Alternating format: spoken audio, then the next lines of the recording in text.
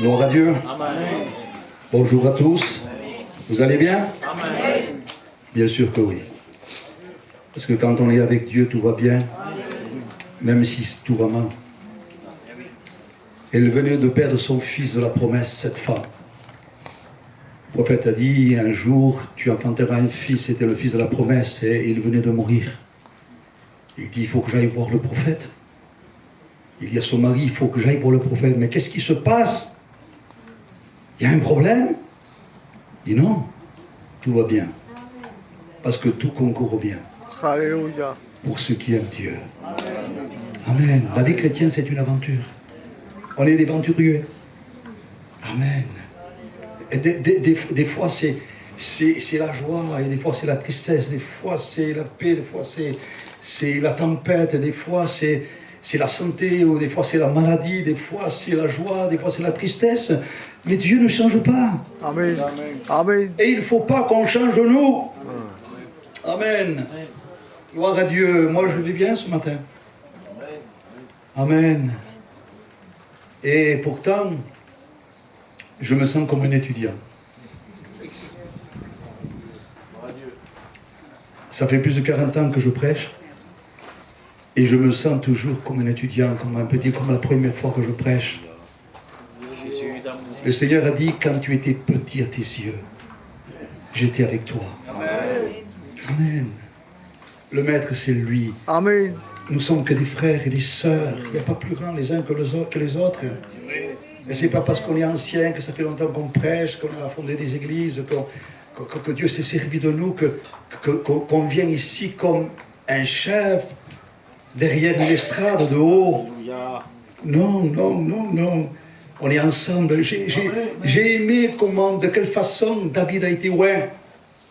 Vous savez que David a été oint avec une corne d'huile, Saül avec une fiole. C'était l'onction pour un temps, Saül. Mais lui avec une corne, l'onction pour toujours. Mais il est écrit qu'il a été oint au milieu de ses frères. Il était oint au milieu de ses frères pour prendre position. Parce que ses frères étaient en danger.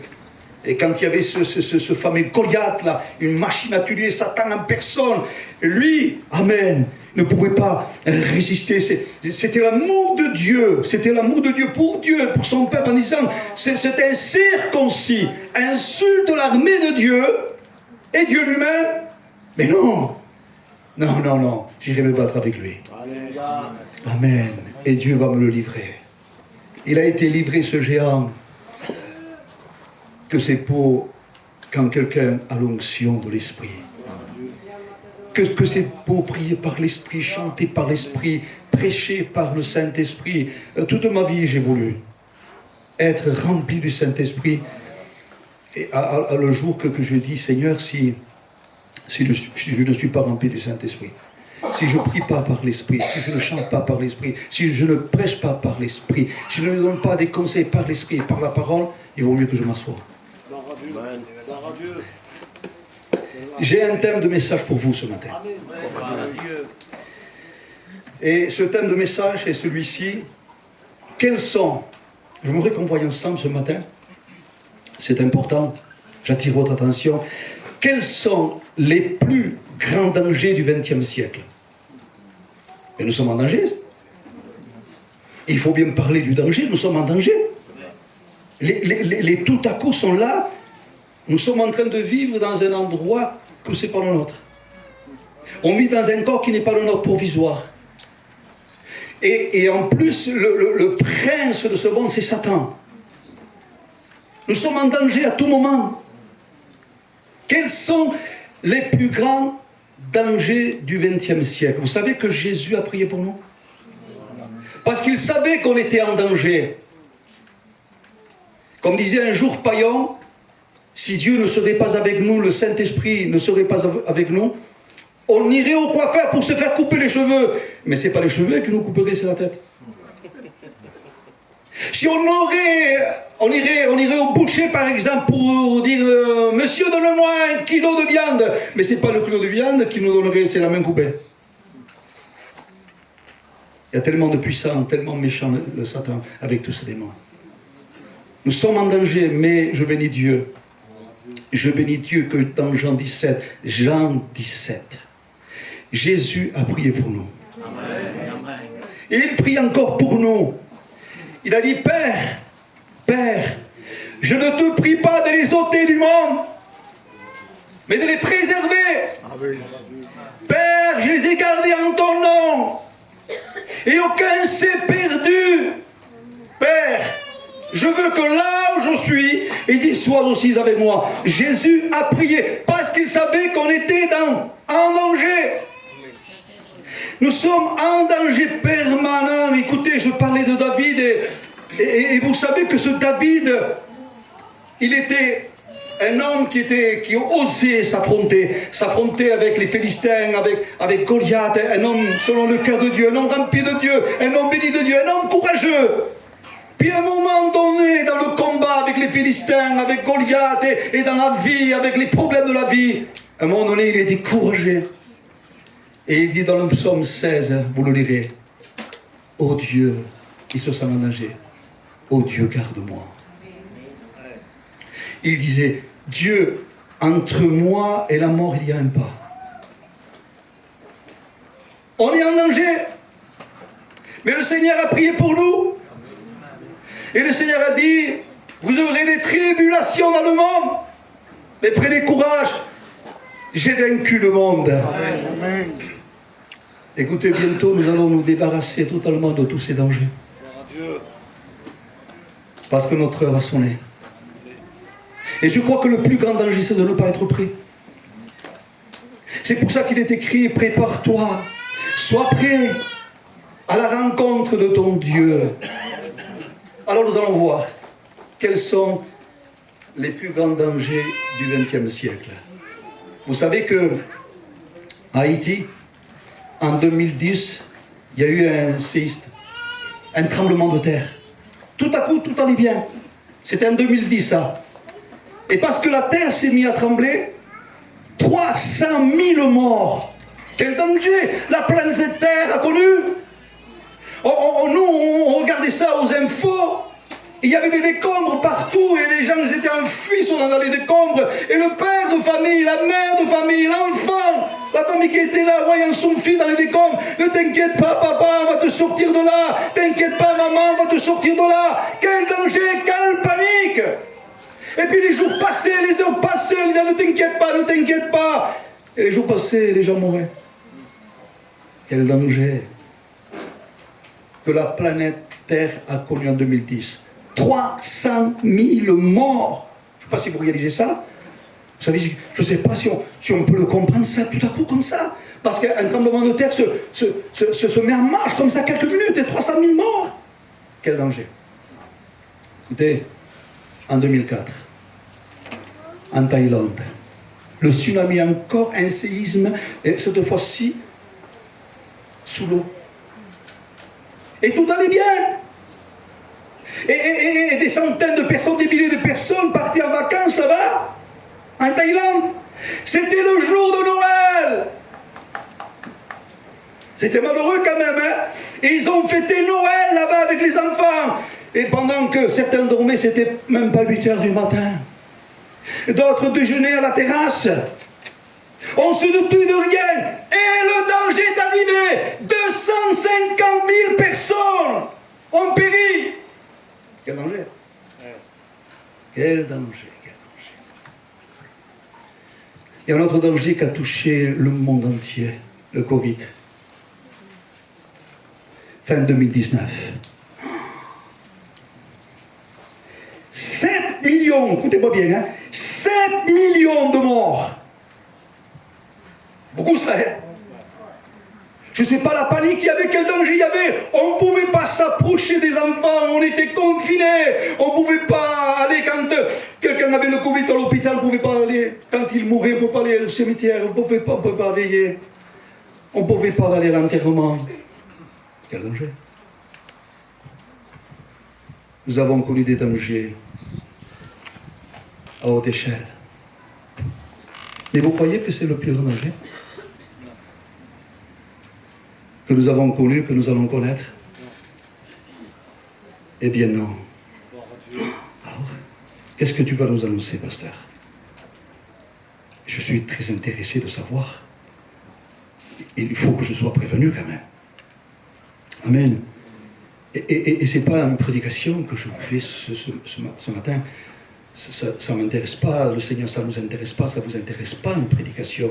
Il y a plusieurs prédicateurs, il y a plusieurs réunions qui se font, mais ce qui nous intéresse, c'est l'avertissement. Est-ce que Dieu voudrait m'avertir, pasteur? Est-ce que tu as un message d'avertissement, pasteur? Oui. Est-ce qu'il y a un danger, pasteur, pour nos églises? Oui. Un danger. Vous savez lequel? L'église superficielle. Gloire à Dieu. L'église qui fonctionne sans Dieu et sans le Saint-Esprit.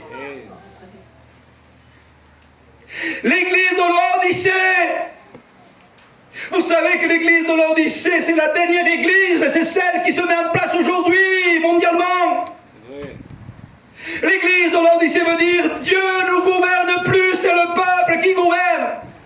Dieu s'est retiré. On a mis Jésus dehors. Mais quel danger! C'est encore plus grand danger que le séisme d'Haïti et le tremblement de terre et le Covid, tout ce que nous avons connu. Quel danger! Nous avons besoin de se préparer. Amen. Nous avons besoin d'être prêts. Vous savez que l'église de l'Odyssée, c'est l'église qui n'est plus bouillante et qui n'était plus froide comme elle était avant. Ce qu'on a été, non? On était froid. On ne connaissait pas l'évangile. On vivait dans le monde, on vivait dans le péché. On ne connaissait pas l'évangile. On était froid. Mais un jour, le beau jour est arrivé. Gloire à Dieu. Parce que moi, ce que je vois ici, qu'il y a tous des chrétiens. Hein. Et puis les anciens depuis longtemps déjà. Et des jeunes qui sont là aussi. C'est que Dieu fait son œuvre parfaite. Dieu est en train de préparer son église. Mais on s'est converti un jour et avec le temps en faisant un saut. Moi ça fait 43 ans. Faisant un saut. Comment on est aujourd'hui. Seigneur, est-ce que je suis bouillant?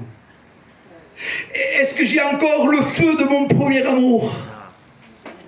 Est-ce que je suis dans ta volonté? Est-ce que tu es avec moi et je suis avec toi? Écoutez, je ne vous le cache pas. Je me poucape. Il y a 2 semaines à peu près, dans ma prière, toujours moi, j'aime prier. J'aime être avec Dieu comme vous. Je dis, Seigneur, j'ai peur de perdre cette qualité de vie. Et là, je ne parle pas d'un jeûne de plus, une prière de plus, une réunion de plus, une prédication de plus, un travail de plus. Non, cette qualité de vie avec toi. Amen. Seigneur, parce que je peux faire beaucoup de choses extérieurement. Mais à l'intérieur, est-ce que ma vie est agréable? Amen.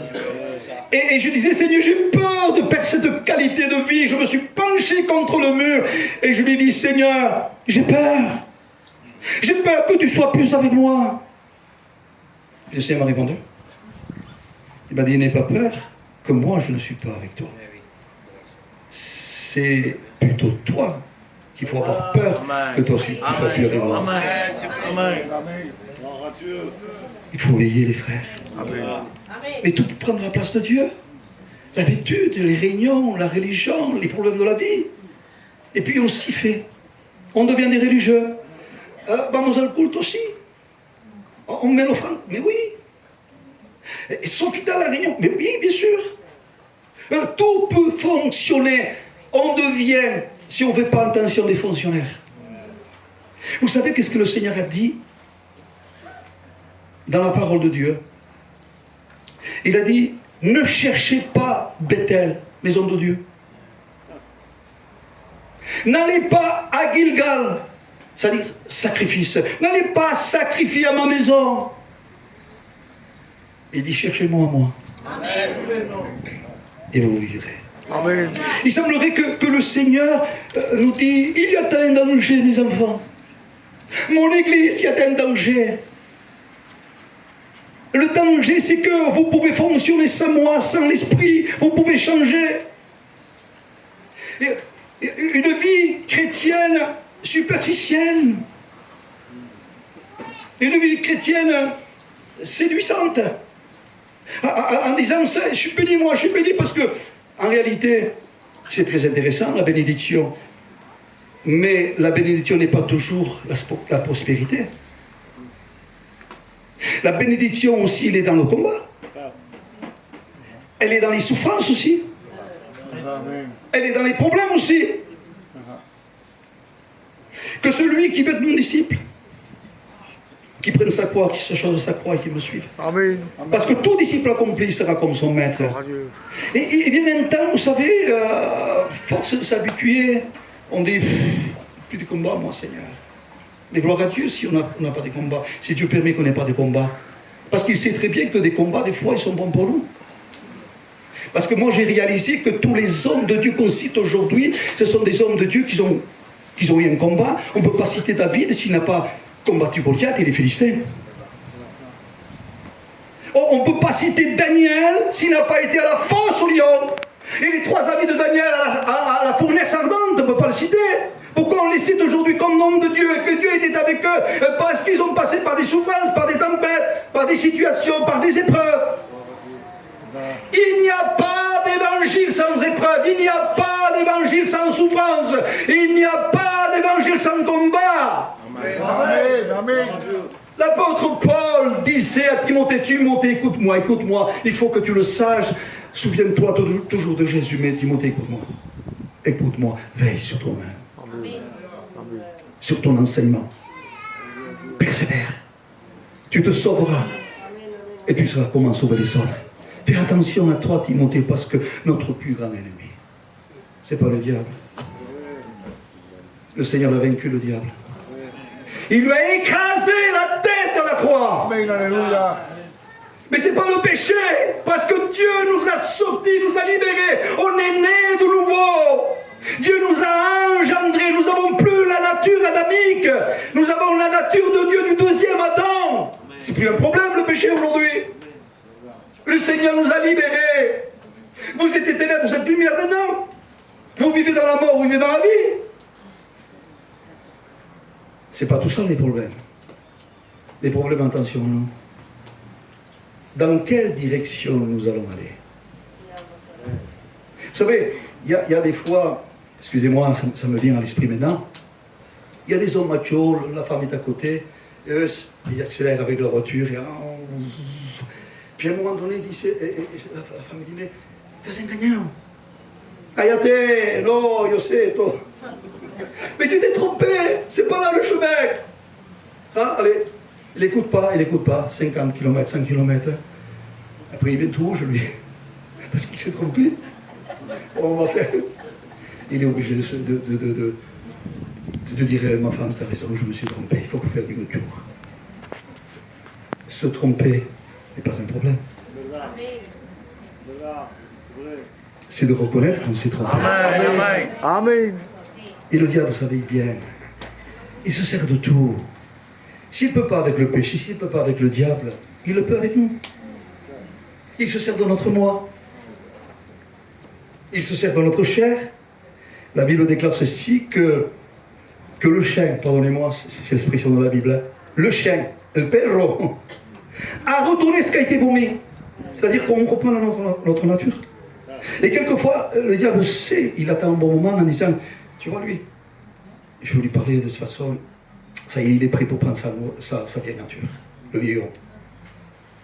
La truie, après avoir été lavé, il s'est encore sali dans le bourbier. Attention à nous, parce que le plus grand danger, et c'est ce que je voudrais prêcher, c'est nous. Sauvé. Amen. Nous ne faisons pas partie de l'église de l'Odyssée. Il a fallu que Jésus, dans son amour, mais c'est ce qu'il fait aujourd'hui. Regardez s'il est amour. Nous on dit, vous savez, moi, m'est arrivé d'un pasteur se leva. C'est un problème. Non pas simplement que c'est un problème, il fait les problèmes aux autres. Non pas simplement qu'il y ait des brebis galeuses, mais il donne la gale à tout le monde. Moi je fais comme ça quelquefois. Et vous savez qu'est-ce qu'il fait Jésus? Il dit, il laisse les 99 brebis qui sont justes, qui n'ont pas besoin de repentance. Il va les chercher la brebis égarée. Lorsqu'il la retrouve, il la met sur ses épaules. Et il dit, réjouissez-vous, car ma brebis était perdue, égarée. Je l'ai retrouvée, je l'ai soignée. En réalité, la vérité, c'est Jésus. Amen. Il dit, je suis la vérité. Et Paul disait, nous n'avons pas d'armes contre la vérité. Seigneur, dis-moi tout. Vous tout savoir, moi, parce que moi, je ne me connais pas. Peut-être que je suis en danger. Mais même s'il y a une parole que ça ne me va pas, Seigneur, mais je sais qu'en venant de toi, ça va m'aller. Amen. Amen. Amen. Un jour, Paul Vallière, vous l'avez connu, il est arrivé, il avait des messages magnifiques, hein, mais prophétiques aussi. Hein. Et des fois, il n'y avait pas des messages gentils. Voilà. C'est des messages forts. Vous savez qu'est-ce qu'il nous avait dit un jour? Si vous continuez comme ça, vous allez dans un mur. Allez. El espacio va decir nosotros. Poco tu vraiment. Nous faltas que. Mais non, mais il avait raison parce que le temps a passé. Beaucoup de chrétiens ont été dans un mur. Un jour, il prêche. Et écoutez la prédication de Paul Vallière. Il fallait partir quand il prêchait, pour certains. Église lépreuse! Oh non, c'est pas possible qu'il dise ça quand même. Attendez, pasteur lépreux! Mon Dieu. Il avait raison. Parce que quand on fait le constat avec les années, il y avait des lèpres cachées dans le cœur. Dans le cœur de l'église et dans le cœur des pasteurs. Quand je suis sorti, moi, je dis, Seigneur, je te loue que tu m'as parlé. Je ne disais pas que tu as parlé aux autres, c'est dans les lépreux. Non, moi. Seigneur, j'ai peur de la lèpre. Je ne veux pas la lèpre, moi. Merci parce que tu m'avertis. Journée disait, il vaut mieux la reprimande de Dieu que la caresse du diable. Amen. Amen.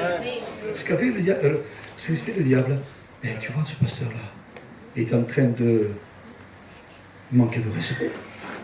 Toi, tu es un bon chrétien. Il était en train de te dire là que toi, tu n'es pas sauvé, alors tu n'es pas chrétien, Dieu tape avec toi. Pourquoi il se prend? Mais accepte pas ça quand même, non? C'est pas bien, non?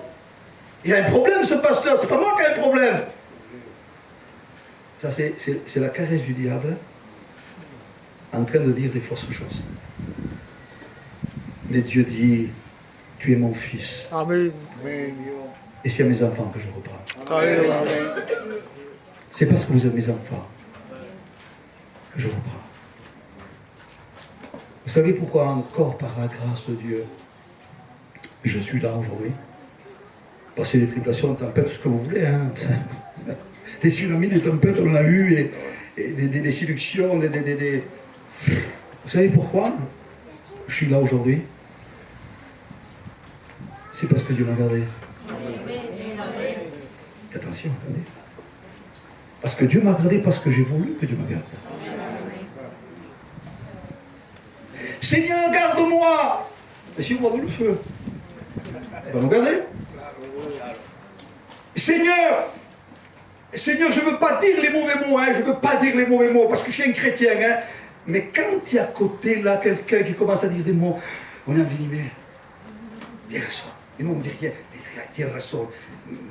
Bien hecho, il a dit ça, bien hecho. Mais nous, on dit rien, mais du coup, c'est tout. Garde-moi, Seigneur, mais toi, tu ne te gardes pas. Bénis-moi, Seigneur, mais tu fais rien pour être béni. Est-ce que notre vie, est-ce que ma vie lui est agréable? Gloire à Dieu. On y va? Amen. Écoutez ce qu'un homme de Dieu a dit par rapport au plus grand danger du XXe siècle. C'est William Boone, en 1829. Écoutez. Il dit, le plus grand danger du XXe siècle, on aurait cru, nous, ça va se passer des catastrophes, comme le tsunami, le Covid. C'est ça. Il dit non. Le plus grand danger du XXe siècle, ouvrez les oreilles, que je les ouvre moi aussi, sera prêché sans le Saint-Esprit.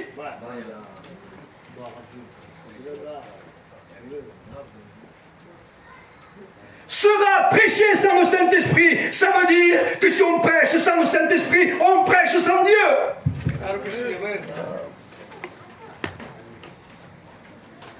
Quel danger de prêcher sans le Saint-Esprit, chanter sans le Saint-Esprit, faire des réunions sans le Saint-Esprit. C'est-à-dire que Dieu n'est pas là.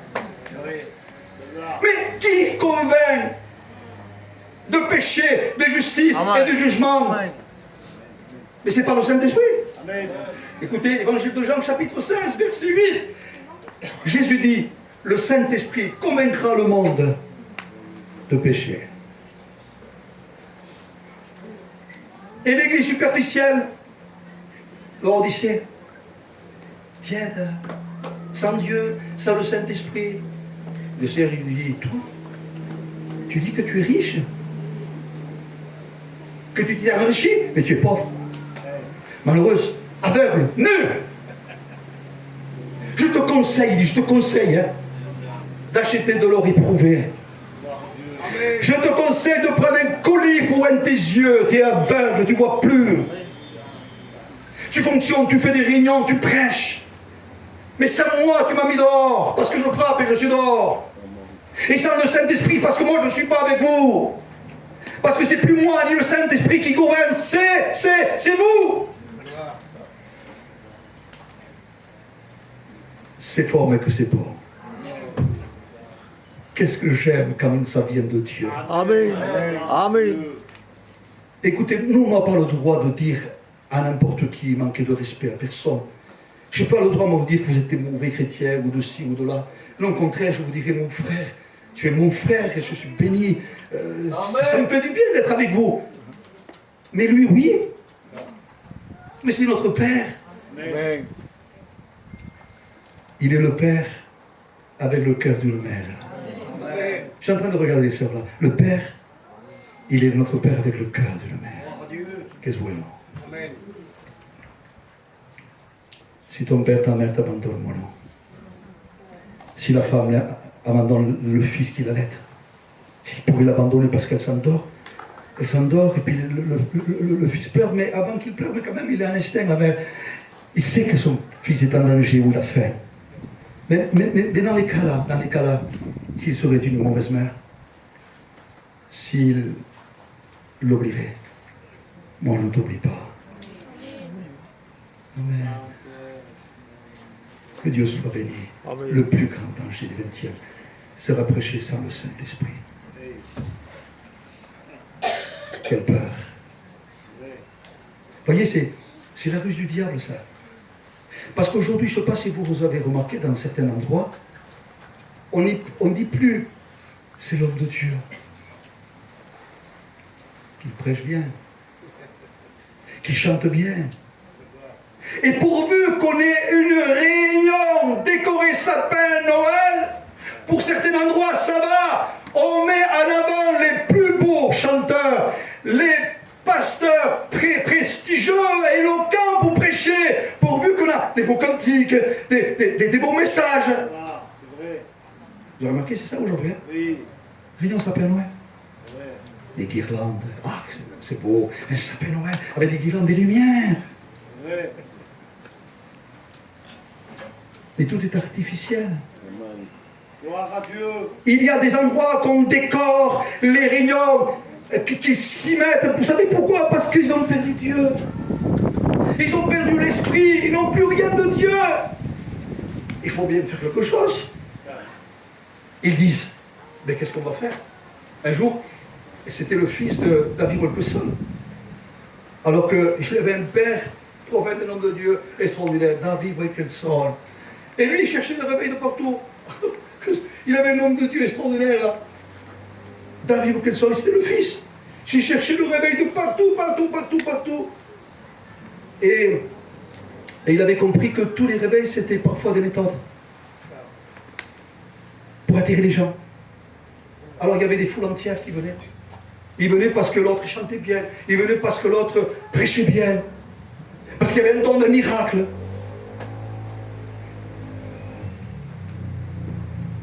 Un jour,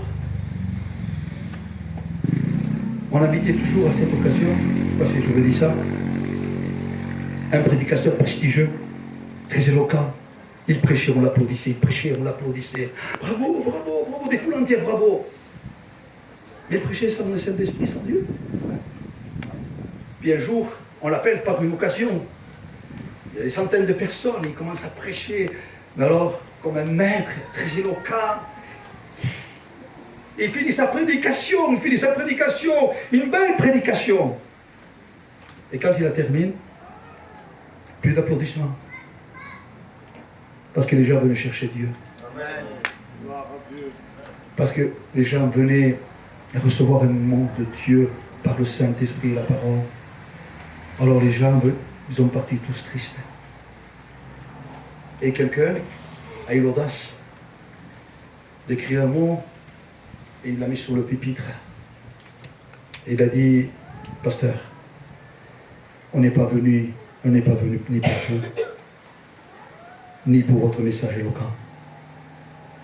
On est venu pour Dieu et nous ne l'avons pas vu. Gloire à Dieu. Nous ne l'avons pas vu. Attention au faux évangile. Mais les frères, nous allons dire, nous sommes dans la mission, gloire à Dieu. Le vrai évangile, c'est la mission, la doctrine, c'est la mission. Je fais partie de moi, de Vie et Lumière. Nos réunions ne sont pas fausses quand même, non? On prêche. Il y a des frères ici, pasteurs, qui sont valables, c'est des hommes de Dieu qui prêchent le vrai évangile. Vous avez reçu le vrai évangile. On vit le vrai évangile. Il n'y a pas de souci sur ça, non, non. Mais il y a ce faux. C'est lequel le faux évangile? C'est qu'on devient superficiel. Avec tout ce qu'on sait, avec tout ce qu'on a.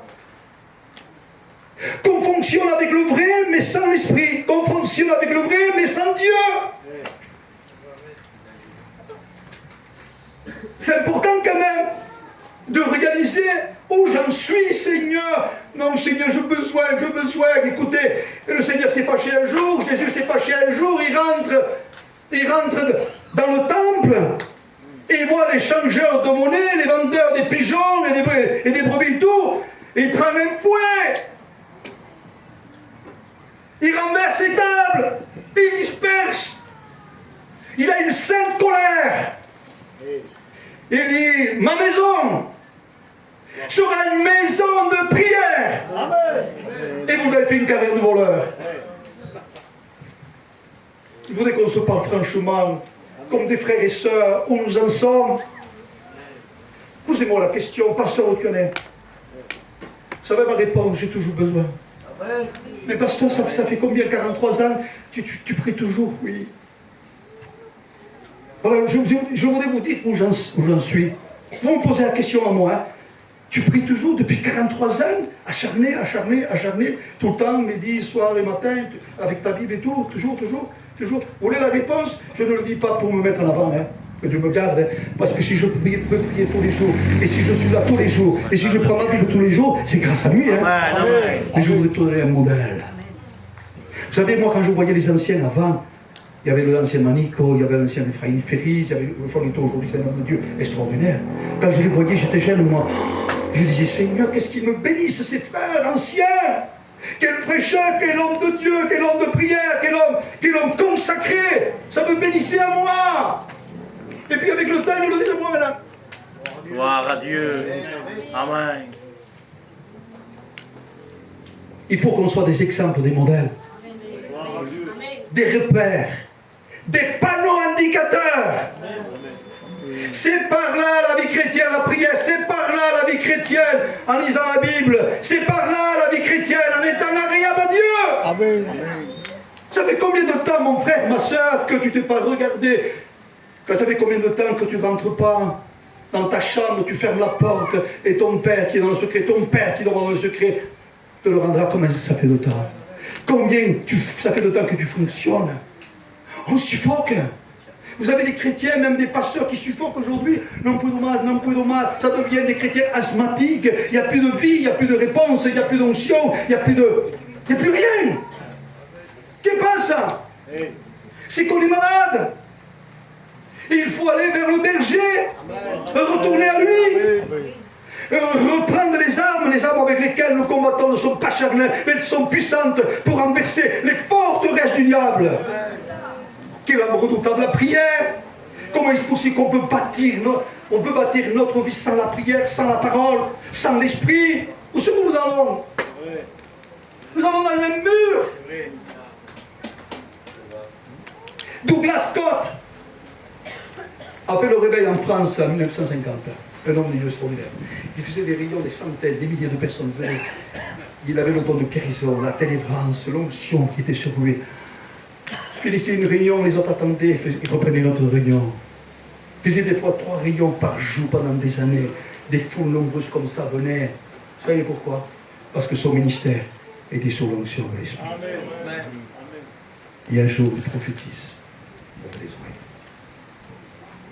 Vous savez qu'est-ce qu'il dit? Donne une parole de sagesse, parole de connaissance, il prophétise.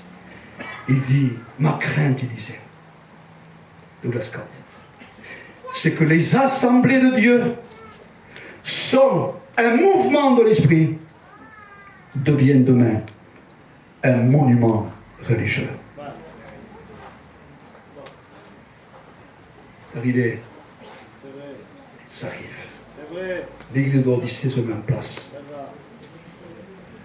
Des fois, mon frère, non, je ne peux pas moi.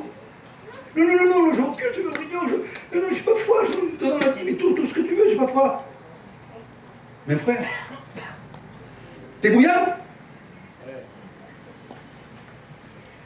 Tu te rappelles quand le pasteur te disait, allez, on va là-bas, allez la prière, allez aux gens. Tu te rappelles ton premier amour là, que tu allais chiner, au lieu de chiner, tu donnais des tracts, tu parlais de Jésus. Il y a un équilibre bien sûr sur ça aussi. Hein. Ce que Paillon disait, le matin, soyez pêcheurs de poissons, et l'après-midi, soyez pêcheurs d'âmes. Il n'y a pas un déséquilibre aussi.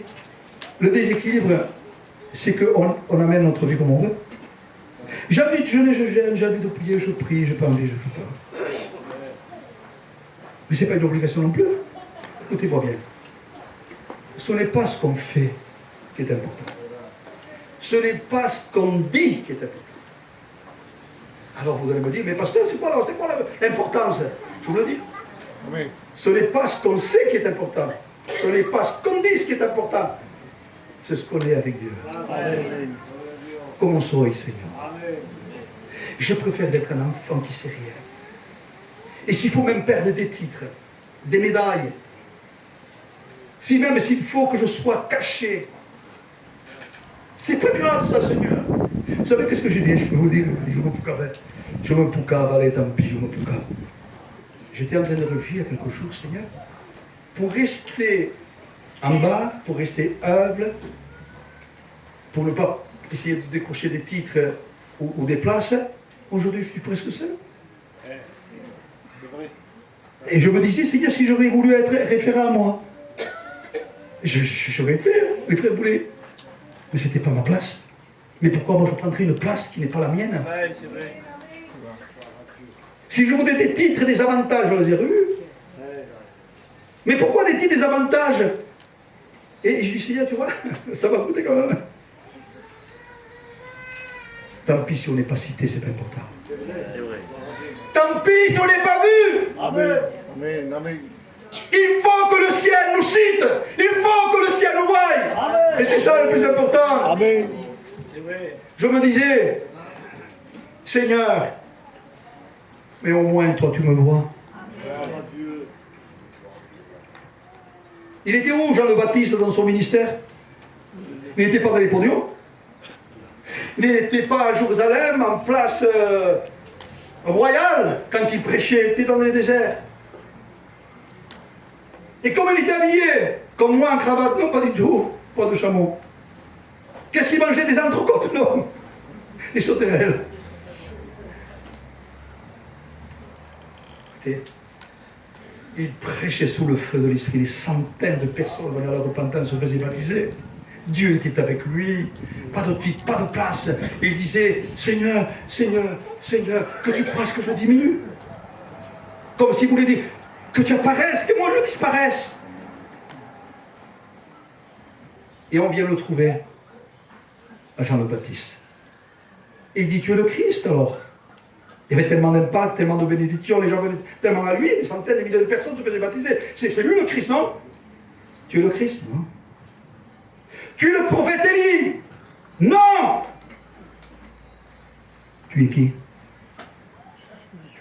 Ça m'a bouleversé. Je vous pose la question. Est-ce qu'il a dit, je suis la voix qui crie dans le désert? Ne répondez pas, je ne veux pas mettre mal à l'aise, peut-être que vous le savez aussi. Il n'a pas dit, je suis la voix qui crie dans le désert. Il ne s'attribuait même pas la voix. Il disait, je suis la voix de celui qui crie dans le désert. Amen. Vous voulez savoir maintenant qui a fait l'éloge à cet homme? Vous voulez savoir qui a fait l'éloge à cet homme? C'était pas le podium, c'était pas le roi, c'était pas les âmes qui venaient à lui. C'était Jésus. Amen. Amen. Il dit, écoutez, qu'est-ce que vous avez été voir dans le désert? Un roseau agité? Un prophète? Il dit non, c'est plus qu'un prophète. Lui. Parmi ceux qui sont nés de foi, il n'y a pas plus grand que lui. Amen. Gloire à Dieu. Ce n'est pas dans nos décors, ce n'est pas dans les titres, ce n'est pas dans les places qui est important. Si tu te donnes un titre, gloire à Dieu, c'est pour lui. Si tu te donnes une place, gloire à Dieu, c'est pour lui. Mais les places ne viennent pas avant Dieu. Les titres ne viennent pas avant Dieu. Pasteur, tu es contre les titres, contre les places, tout ça, contre les référents. Non, non, non. Non, contre les trésoreries. Non, non, non, non, non. Mais tu es contre quoi alors? Je comprends. Tu es contre quoi? Mais je suis contre que quand on prend des titres, des places en Dieu, pour en être vu. Jésus a dit, et malheur à vous, escrivez pharisiens, vous aimez les premières places dans les synagogues. Vous voulez des récompenses.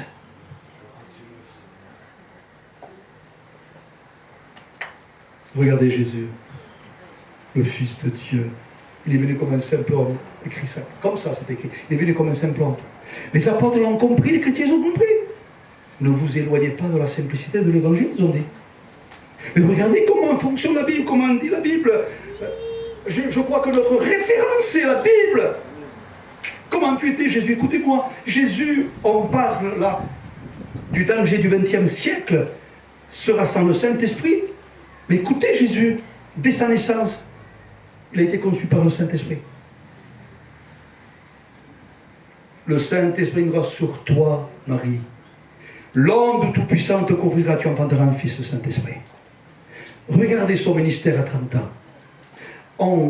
Avant de commencer son ministère, Luc 4, 13 à 16, il rentre dans la synagogue. On lui remet le livre du prophète Isaïe, je crois, 61, chapitre 61. Prophétie accomplie soit 750 ans avant, elle s'accomplit. Le Seigneur déroule le livre du prophète Isaïe et il dira, l'Esprit de Dieu est sur moi. Il m'a oint. Pourquoi Jésus était sur toi, le Saint-Esprit? Mais pourquoi tu es en train de nous montrer la valeur d'un serviteur, la valeur d'une église, la valeur d'un chrétien? Oui, oui, j'ai pas commencé mon ministère sans le Saint-Esprit. Le Saint-Esprit sur moi, il m'a oint. Pourquoi Jésus? Pour annoncer une bonne nouvelle aux pauvres. Amen. Pour guérir les cœurs brisés. Amen. Proclamer aux captifs la délivrance. Et les aveugles recouvrent la vue. Rendre libres les opprimés. Et publier une année de grâce. Alors Jésus, en tant que Fils de l'homme, depuis sa naissance jusqu'à sa mort à la croix, rempli du Saint-Esprit. Mais ce n'est pas un exemple, ça? Voulez-vous un autre évangile? Voulons-nous un autre évangile? Un évangile qui nous gitane même à nous? Vous savez, attention, nous les gitans, parce qu'on savait gitaner. Avec Dieu, on ne peut pas gitaner. C'est vrai, amen. Je ne peux pas gitaner avec Dieu. C'est lui le patron, c'est lui le maître. Amen. Amen. Et on doit se plier. Amen. Le Seigneur est en train de nous dire, ne dérape pas. Ne va pas dans un faux évangile. Ça vient d'un coup, Seigneur, ça vient d'un coup, pasteur. Non, ça ne vient pas d'un coup. Quand on dérape, ça ne vient pas d'un coup. Vous savez qu'un homme de Dieu disait, vous savez, des fois, quand quelqu'un tombe, c'est malheureux. Quand c'est un chrétien, un serviteur, Dognon, Moïse, John. Quand un frère, je sais que vous avez des bergers ici qui ont le cœur, quand un frère tombe, on dit, Seigneur, il me ciel, qu'est-ce qui s'est passé? Qu'est-ce qui s'est passé? Qu'est-ce qu'il y a eu? Qu'est-ce qu'il y a eu? C'était un bon frère quand même, 2 jours le lendemain. Il est tombé, c'est parce que le lendemain est tombé. Un homme de Dieu disait, vous savez, on croit que nous, quelqu'un qui tombe maintenant. Non. Ça fait déjà longtemps qu'il a tombé dans son cœur.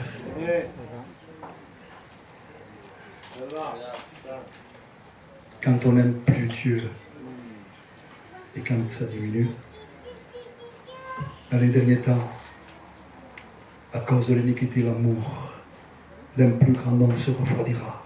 Voilà. À cause du monde, à cause de la vie, à cause des exécutions.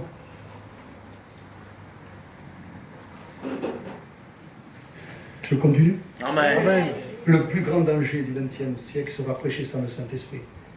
Écoutez, il faudrait prier, faire des réunions. Seigneur, je me rends compte maintenant qu'on fait des réunions un petit peu à la va-vite. Viens prédiquer tout, chante-toi, témoigne-toi. Bien sûr qu'un chrétien est prêt. Bien sûr, je vais équilibrer quand même, que quand le pasteur dit, toi témoigne parce qu'il a un témoignage, il peut témoigner. Et quand il dit au pasteur prêche, parce qu'il peut prêcher aussi. Mais ce que je veux dire, c'est que dans certains endroits, qu'on appelle à la va-vite des chrétiens qui n'ont pas une vie qui correspond avec Dieu, qui n'ont pas une vie remplie du Saint-Esprit, qui ne sont pas consacrés ni rien. Pour chanter, pour prêcher, pour témoigner, on donne des fonctions. Et les gens, les inconvertis, les nôtres, vous savez comment ils sont les nôtres, non? Vous savez, mon Dieu, elle est chrétienne, non? C'est lui est chrétien, le trésorier chrétien. Le diacre est chrétien. Écoutez, j'ai entendu même. Le pasteur, c'est un chrétien, le pasteur. Si tu saurais. La vérité, on n'est pas là pour faire un procès à qui que ce soit. Mais on est là pour quand même voir les choses. Amen.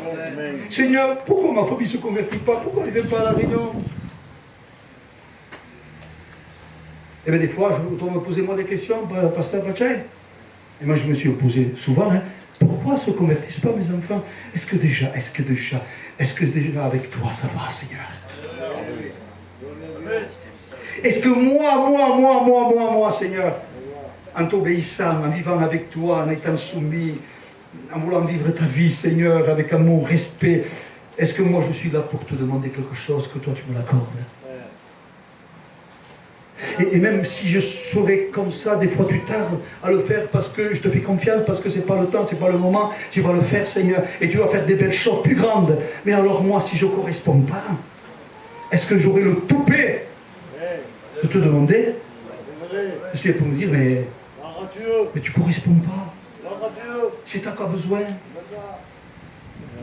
Tu vois pas comment tu vis? Si tu ne te repens pas, tu es perdu. Si tu ne te repens pas, tu vas faire une dépression. Si tu ne te repens pas, tu vas faire un dégât. Un problème dans la famille, ça y est, tu vas te lever, tu te connais, non? Tu te connais comme tu es là. Tu vas démarrer le quart du tour.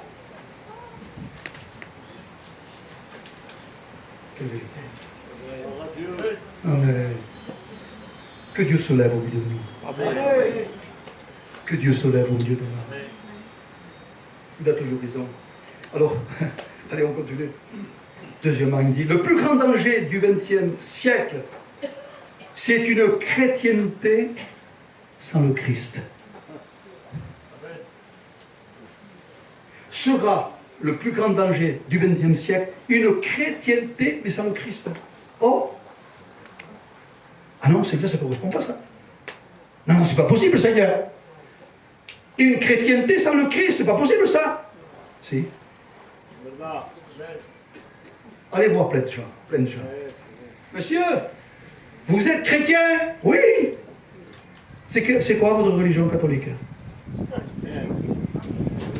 C'est pas pardonnez-moi. On ne fait pas la guerre aux religions. Mais est-ce que vous croyez qu'un catholique qui adore les idoles, qu'il accepte le purgatoire si jamais celui qui a parti n'est pas la vie conforme, il va y purger ses peines un peu aussi, on peut prier pour lui? Est-ce qu'on peut croire qu'on peut baptiser même les enfants? Êtes-vous chrétien? Oui. Une chrétienté sans le Christ, c'est vrai. Et pour les témoins de Jéhovah et pour toutes les religions, même pour vie lumière, hein. Même pour moi, hein, qui prêche, qui sait, qui fait. Si je ne corresponds pas, et une chrétienté sans le Christ, lui pourra me dire, mais Pacha, écoute-moi. Tu vois, tu as marché avec le Seigneur, tu as marché avec moi, je suis avec toi. Mais le jour où tu ne te rends pas compte, quand tu auras besoin de moi, et que tu diras, Seigneur, j'ai la crainte de ne pas que tu sois là, Seigneur. Je veux tellement que tu sois là, Seigneur, je ne veux pas rester sans toi. Le jour que ça, tu l'auras plus. Tu auras une chrétienté sans le Christ. Ah oui, ça existe, ça. Oui. Ça veut dire qu'il n'est plus là, chrétien sans Christ. Samson, il était avec Dieu ou pas, Samson? Dieu ne l'avait pas choisi à Samson. Et quand il a fait des exploits avec une mâchoire d'âne, mais ce n'était pas Dieu avec lui. Mais qu'est-ce qu'il a fait? Il s'est amusé avec la vie chrétienne. Il était consacré au vœu nazaréen. Puis lui, il a pris une Philistine qu'il ne fallait pas. Et il a pris du miel dans un corps de lion qui était mort. Ça ne se faisait pas, ça. C'était impur. Et plein de choses. Et le jour qu'il y avait les Philistins, le jour qu'il y avait le problème, et lui, il était là. Samson, les Philistins sont sur toi. Je m'en sortirai comme les autres fois. Il ne savait pas que Dieu s'avait retiré de lui. Si on est avec lui, il est avec nous. Si on n'est pas avec lui, il ne marche pas avec nous. Vous avez vu Pierre? Pierre, mon Dieu, quand il le suivait de près, Pierre, quand il le suivait de près, il était toujours là, toujours à l'affût. Pierre, Seigneur, si c'est toi, ordonne que je marche sur les eaux. Mais viens Pierre, tu es avec moi, viens, tu risques rien. Il marchait sur les eaux.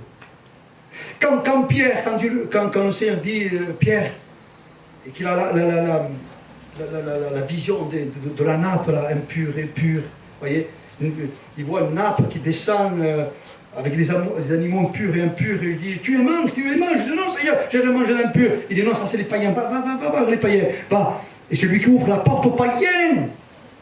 Dieu est avec lui, des âmes se convertissent. Quand il prêche, 3000 âmes se convertissent, acte des apôtres, et ensuite après, avec l'impotent, il donne la main au potent, il y a le miracle, il rentre dans la synagogue, et là Pierre prêche, et 5000 âmes se convertissent. Dieu avec lui. Amen. Puis à un moment donné, Dieu n'était plus avec lui, parce que lui n'était plus avec Dieu. Le texte il dit que il le suivait de loin. Ça veut dire qu'il n'était plus compatible. Il le suivait de loin. Il la reniait. Et le Seigneur le savait avant que le coq chante. Tu me renieras 3 fois. Écoutez, si Samson, le Seigneur a bien agi parce qu'il est juste le Seigneur. Il ne fait pas de section de personne. Et il ne favorise personne plus un que l'autre. Il est juste. S'il l'a fait avec Pierre, avec Samson. Faisons attention. Quel est notre désir, les frères? Quel est notre désir? C'est de finir la course. Amen. Amen. Quel est notre désir, les frères? Surtout dans les temps que nous sommes en train de vivre maintenant, où bientôt l'heure va sonner, que notre désir d'être prêt. Le désir de préparer les nôtres, c'est urgent. C'est la sonnette d'alarme, c'est urgent. Si Dieu est avec nous, nous sommes avec lui. Amen. C'est la sonnette d'alarme qu'on sonne vers les nôtres en disant, il y a un danger. Oh, vous êtes la lumière. On éclaire ceux qui sont dans les ténèbres. Vous êtes le sel qui donne soif.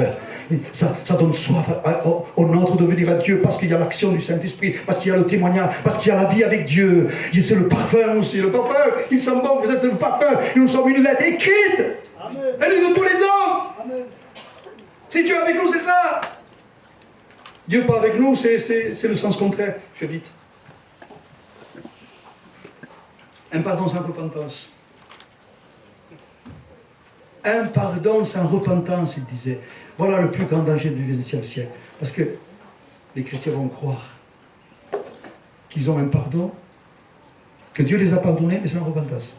Ça n'existe pas. Jésus. Regardez, vous allez voir. Faites le sondage. Parlez avec les gens. Même avec les nôtres, avec les pays lumière. Avec tout le monde. Et tu crois au pardon de Dieu? Alors dites, mais oui, bien sûr, Dieu est amour. Dieu est amour. Et il vous prêche. Il vous prêche à vous. Mais Dieu est amour. Tu ne sais pas, pasteur, que Dieu est amour. Tu ne sais pas, pasteur, que Jean 3,16, car Dieu a tant aimé le monde qu'il a donné sa vie. Tu ne sais pas qu'il est mort sur une croix à cause du péché. Bien sûr que Dieu va pardonner. Mais il est où la repentance? C'est des chrétiens qui se noient dans le péché.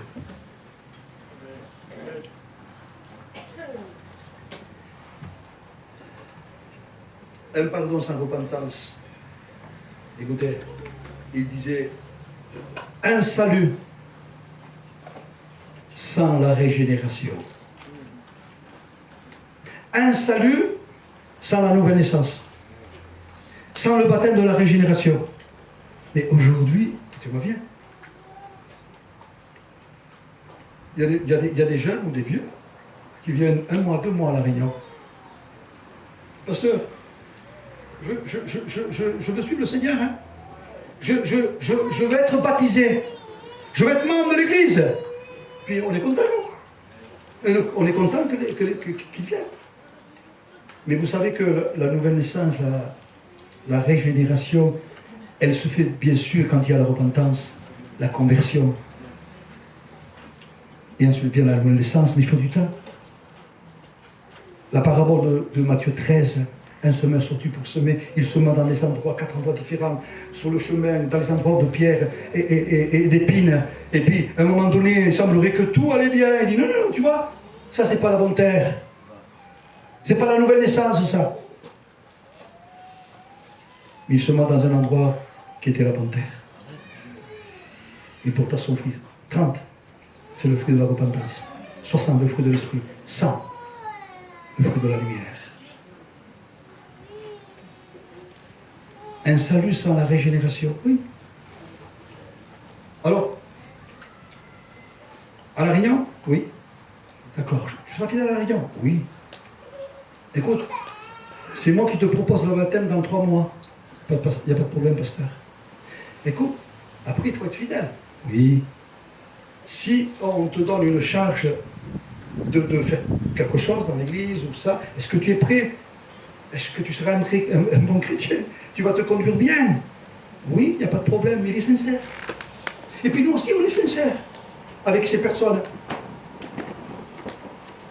Mais on se rend compte qu'il n'y a pas eu de repentance. Il y a comme une envie humainement parlant, une envie de dire j'en ai marre de cette vie, allez, je vais me caser, je vais aller à La Réunion, moi aussi je vais être un chrétien, moi aussi. Parce qu'il y en a qui prêchent par envie, il y en a qui veulent se faire baptiser par envie aussi, il y en a qui veulent être chrétiens par envie aussi. Si je prêche, si on prêche, nous les pasteurs, et on dit à 30 jeunes qui viennent à La Réunion, écoute, pas de souci, hein. Regarde, Dieu t'aime, il t'a pardonné, il te fait baptiser samedi, dimanche. Ils te disent oui. Alors qu'ils ne sont pas nés de nouveau. Tous les problèmes qui arrivent dans une église, souvent, le problème, c'est qu'il y a des personnes qui ne sont pas nées de nouveau.